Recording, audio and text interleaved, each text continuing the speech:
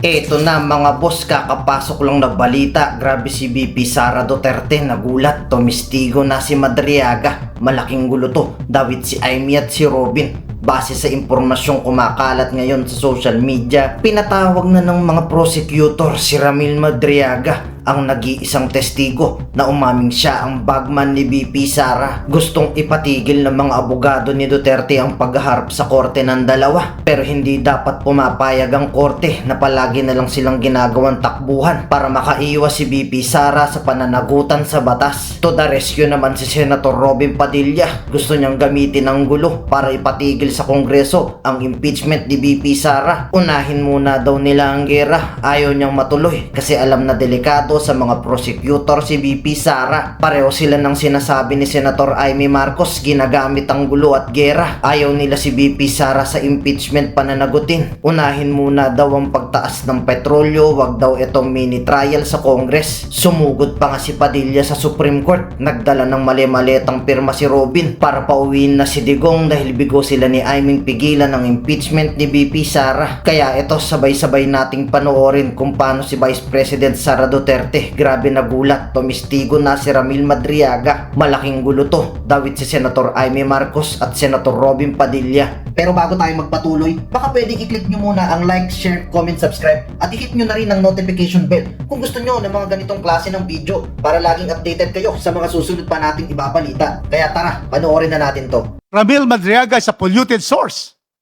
He is facing kidnapping with murder charges. In 2021, one member of the anti-kidnapping gang was killed. The PNP member of the anti-kidnapping gang. And then they were arrested in 2022, 2023. That's why he is in jail. And now we're going to give credence to a polluted affidavit. Madam Chair. No, There Madam is a Chair. point of order, Let us clarify, Honorable we're trying to Rodriguez. protect somebody who is a polluted source. In fact, in Madam the cases of the Honorable Supreme Court. Rodriguez, there's a point of order. Thank you, Madam Chair. Let's hear the point of Premature. order. The Honorable De Madam Lima is Chair, I recognized. submit that it's clearly premature for anyone to raise an issue of credibility on the part of the intended witness. He's not yet testifying. He will testify. And therefore, issues of credibility can be raised in the questioning, in the clarificatory questioning. Mr. Madriaga can be asked about those things during the hearing, the proper stage of the hearing, but not at this point. So it's out of order.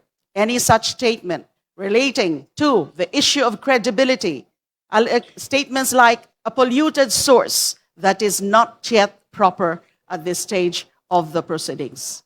Would you Madam like to Chair. raise a motion concerning the manifestations of the Honorable Rodriguez with respect to the credibility of Ramil Madriaga?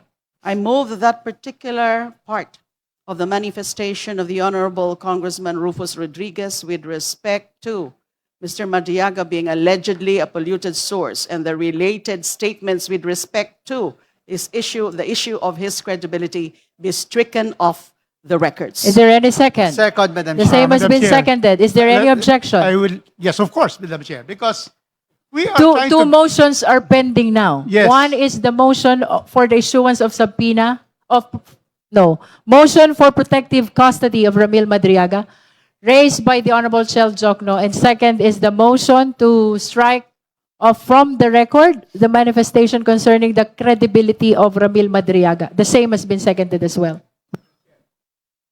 This presentation is not out of order. We are discussing about giving a bundle of rights, 3.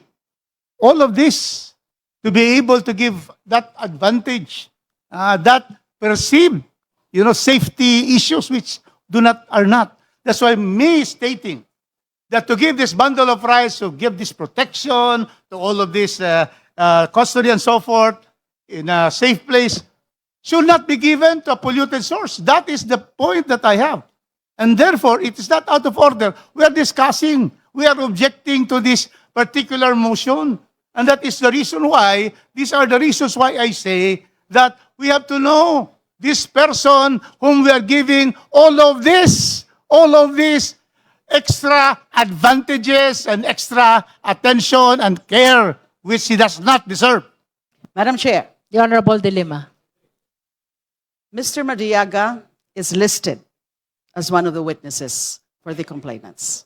And that's why I asked for the issuance of subpoena juris tecum. And it's very clear under Section 8 of the Rules of Procedure in Impeachment Proceedings, protection to complainants or witnesses. The House may, upon proper petition, provide adequate protection to a complainant or witness if it is shown that the personal safety of the complainant or witness is in jeopardy because of participating in the impeachment proceedings. And we have heard the manifestation and the explanation of the Honorable Chel Jokno about the threat, the alleged threat to his safety. And therefore, it is very much in order that we tackle the issue of grant of protection in the mode that was described and asked or sought for by Congressman Chel Jokno. And the motion has been duly seconded. Thank you. We've heard amply the argument of both the Honorable Rodriguez and the Honorable De Lima. For the guidance of the Justice members, our parliamentary status is there's a pending motion by Congressman Chel Jokno for protective custody of witness Ramil Madriaga. The same has been seconded. The same is objected to by the Honorable Rodriguez. There's likewise a pending motion by the Honorable Laila De Lima to strike out from the record the manifestation of the Honorable Rodriguez pertaining to the credibility of witness Ramil Madriaga. The same has been seconded as well, and the same was objected to as well by the Honorable Rodriguez. We shall now proceed to divide the House, starting with the first motion. That is the motion of the Honorable Chel Jokno. Again, for the guidance of the members, the motion is for the protective custody of Ramil Madriaga. Those who are in favor of the motion, please raise your right hand. May I just clarify Yes, please. that my motion requests, I am moving specifically for three things. Number Yes. one, that we make sure that there is additional security provided to Mr. Madriaga You said from the NBI. in his present place of detention by the NBI. Second, that both in the transport when he is required to come here to testify and while he is testifying, again, that adequate security be provided to him. All right? So those who are in favor of the motion for protective custody of witness Ramil Madriaga, please raise your right hand.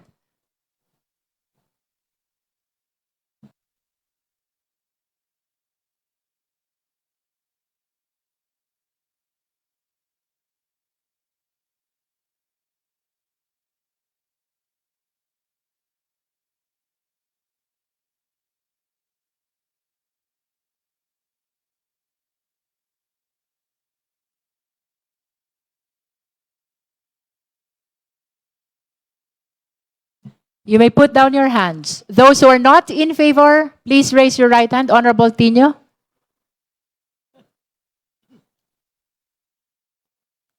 Thank you, Honorable Rodriguez. Those who abstain, please raise your right hand. That concludes the voting. We shall announce the result.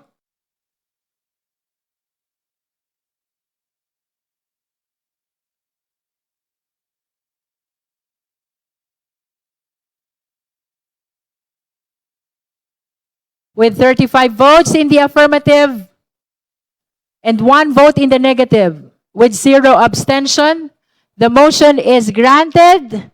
The Secretariat is requested to closely coordinate with the Office of the Sergeant at Arms and/or Legislative Security Bureau for the protection of Ramil Madriaga.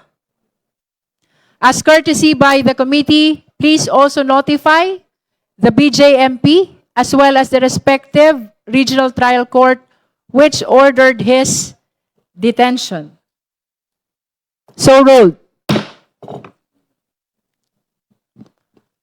Indeed, all the pending matters were already addressed by the committee. The chair believes that we should... Madam Chair. The chair stands corrected. There's another pending motion from the Honorable De Lima. May we request the Honorable De Lima to restate the motion? Yes, Madam Chair.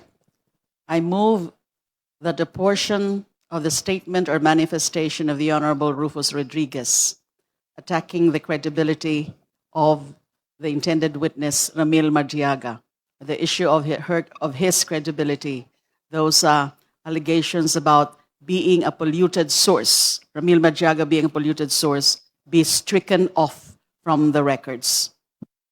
There is a motion to strike out from the record the manifestation of the Honorable Rodriguez with respect to the credibility of witness Ramil Madriaga. Do I hear a second? The same has been seconded. Is there any objection? There is an objection. Let's proceed to divide the House. Those who are in favor of the motion, please raise your right hand.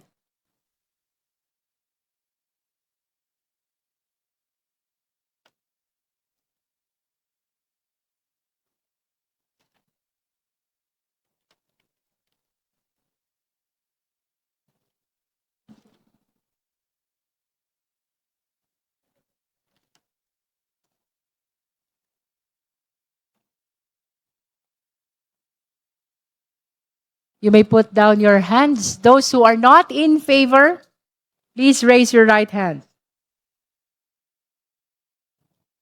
Thank you, Honorable Rodriguez. Those who abstain, please raise your right hand.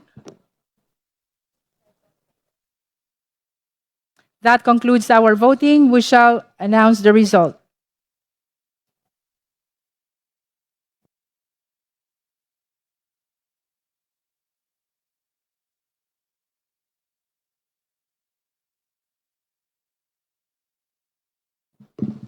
With 34 in the affirmative, 1 in the negative, and 0 abstention.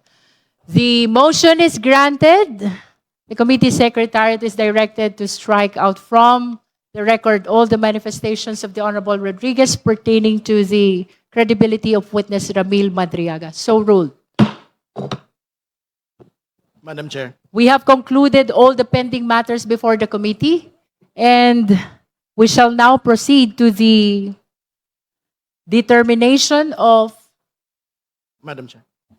Madam Chair, the Honorable Jokno. there's still one more pending incident, I believe, that pertains to the petition that this representation filed with the House, which was referred last Wednesday to the committee.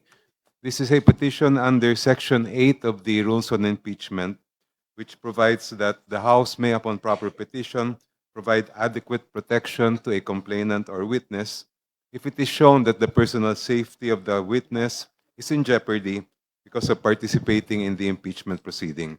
I will no longer reiterate what is contained in my petition, Madam Chair, but if I may just add a few points that I believe are important for the consideration of the committee. Una-una po, para sa kaalaman ng taong bayan, hiniling natin ang proteksyon para kay Ramil Madriaga para makapunta siya rito at magbigay ng kanyang testimonya under oath sa harap ng committee ito. Standard po ito sa sinumang saksi, pero mas mahalaga ito dahil may mga direktang ulat na galing mismo kay Ginoong Madriaga na may panganib sa kanyang buhay. In his own sinumpaang salaysay, sinabi niya, and I quote, "Araw-araw na rin nagsasabi sa akin, delikado na talaga ang buhay mo, seryoso. Ingat Ram, balita ko mataas-taas ang reward money sa iyo. Secure mo ang family mo at iba pa." Sa loob ko ay nakakaramdam ako ng sobrang takot. Ang takot na yon ay hindi lang ho sa sarili ko, kundi pati sa aking pamilya. Napaparanoid na rin po ako kasi posible rin itong mangyari na lasunin ako. Halos hindi na ako mapakali, kuminsan at hindi ko maiwasan magduda na rin sa mga fellow PDLs at kahit po mismo sa mga jail officers dahil sa pagsiwalat ko ng issue kay VP Sara Duterte. Madam Chair, these threats have already escalated. According to his affidavit, on March 3, 2026, a detainee with a pending homicide case attempted to forcibly drag Mr. Madriaga into a confined bodega area within the jail. According to Mr. Madriaga, and I quote, "Ayon sa mga naririnig ko sa loob ng kulungan, ang bodegang ito ay sinasabing pinagawa ni dating Congressman Arnie Teves. Isa sa mga impormasyon na nakuha ko ay si Kong Arnie Teves ang gusto magpatumba sa akin," end quotation. Kinumpirma naman po ni DILG Secretary John Vic Remulla na binisita ni Vice Presidente si dating Congressman Teves sa kulungan noong October 19, 2025. Base ito sa ulat ng Inquirer na mismo ang Vice President ang nag-attach sa kanyang perjury complaint laban kay Ginoong Madriaga. Ito ay matatagpuan mismo sa Annex V sa complaint affidavit na minarkahang Annex 5 sa Consolidated Verified Answer ad cautelam ni Vice President Sara Duterte. Just to be clear, this is not intended to accuse anyone. I'm merely raising a concern in our quest to find the truth. If we allow a witness to be intimidated, hurt, or God forbid, killed, then we fail in our constitutional mandate. In terms of what kind of adequate protection I believe would be necessary, I believe that would entail three things, Madam Chair. Number one, that the security for the witness be beefed up, particularly by the National Bureau of Investigation. Second, that his attendance when he is required to appear here be done in a secure manner, that there is sufficient security for his transport here, and also while he is here to testify, that he be put in a secure place. Thank you, Madam Chair.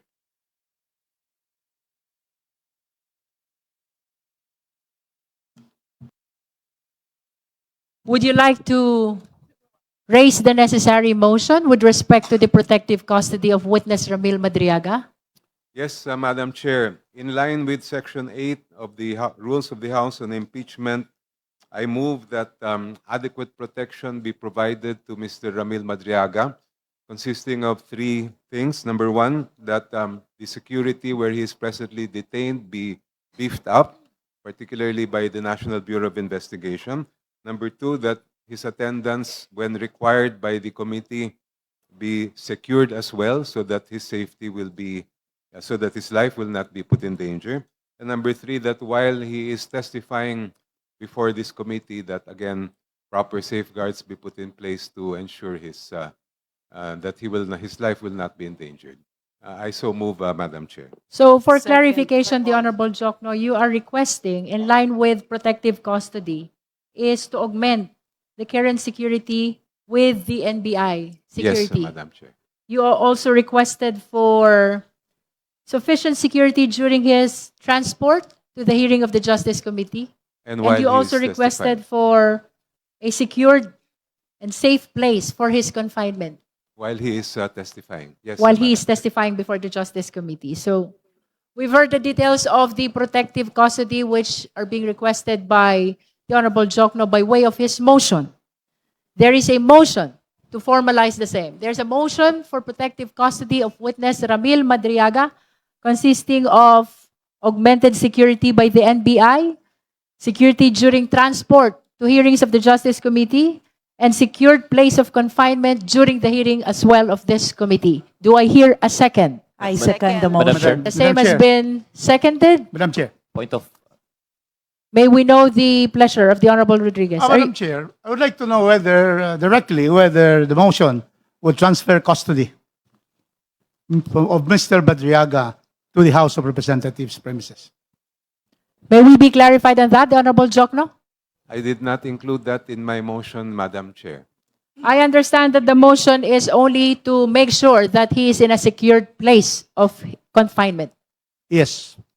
Madam Chair, it has already been stated that the Honorable Director of NBI has already assigned personnel to watch 24 hours. Mr. Madriaga in Camp Bagondiwa. In fact, the jail superintendent has already stated that Madriaga has been transferred to a solitary cell so that there will be no other people there that will endanger his life. And so, Madam Chair, with the presumption, Madam Chair, of regularity of functions and that our witnesses will be fully protected, there's no need for this motion. Ngayon, kayo bilang Pilipino, ano ang masasabi nyo at reaksyon sa balitang ito? Mag-iwan kayo ng komento sa ibaba at atin niyang babasahin isa-isa.